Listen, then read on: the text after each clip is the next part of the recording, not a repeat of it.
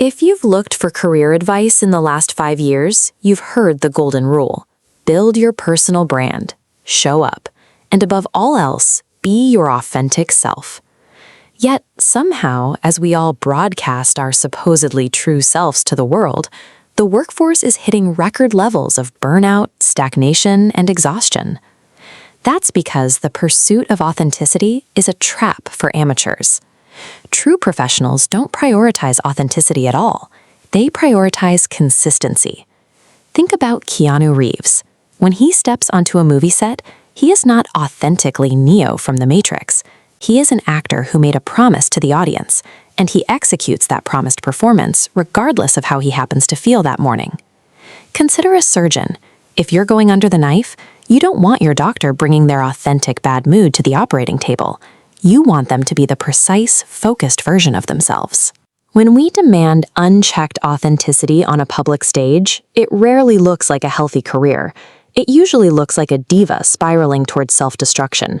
Obsessing over your authentic brand keeps you locked in self-obsession.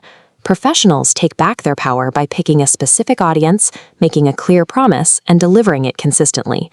This brings us to the second sacred cow of modern success. You've seen posters in gyms and the quotes painted on corporate walls telling you to never quit, and they usually slap a picture of Michael Jordan right next to it. It is a great slogan, except he famously quit professional basketball. Then he went to play minor league baseball, and eventually he decided to quit that too. The never quit mindset ignores sunk costs, suffering in a failing project just because you've already invested heavily into it. But distinguish between two situations. The dip is the painful friction required to master a skill.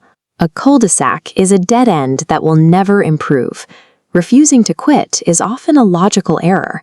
Starting anything new and worthwhile requires you to quit the old thing first. If blindly sticking things out and honoring sunk costs destroys our potential, why is this messaging pushed so aggressively? Because massive systems, from the university industrial complex to algorithmic gig platforms, require compliant cogs.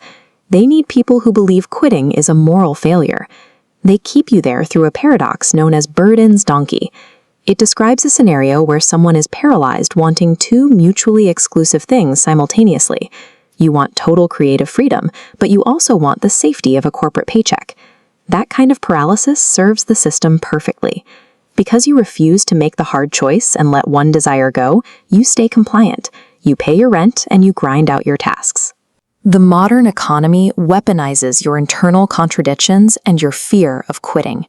It keeps you trapped exactly where they need you, as a passive consumer and perpetual worker. Being stuck in this systemic trap doesn't just stall your career. A lack of agency functions as a biological toxin. It accelerates the decay of the body itself. In 1976, researchers conducted a landmark study in a care home. They took a group of elderly residents and gave them small daily choices, things as simple as deciding how to care for a houseplant. The data was staggering.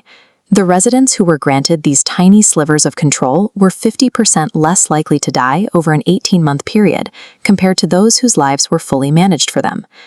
This maps to another medical study involving hospital painkillers. Patients were given a button allowing them to self-administer their own medication, rather than waiting for a nurse. The patients with the button actually consumed an equal or lower amount of drugs, yet they reported significantly lower levels of pain. The psychological stress of helplessness actively amplifies physical suffering. When you sit at a desk feeling stuck in a cul-de-sac, unable to quit and unable to move forward, you are experiencing the exact same toxic helplessness as those patients in the hospital beds. Surviving this system requires a tactical exit. You have to abandon the amateur pursuit of authenticity and completely reject the guilt of your sunk costs. True agency is found in becoming a professional. That means making a deliberate choice about exactly who you serve and what specific problem you are going to solve for them. Reclaiming your power means picking your audience and ruthlessly quitting every other distraction, expectation, or system that doesn't serve that one specific promise. Success has nothing to do with discovering your true self or refusing to give up. It comes from reclaiming your biological need for control, choosing your sacrifices, and consistently keeping your promises.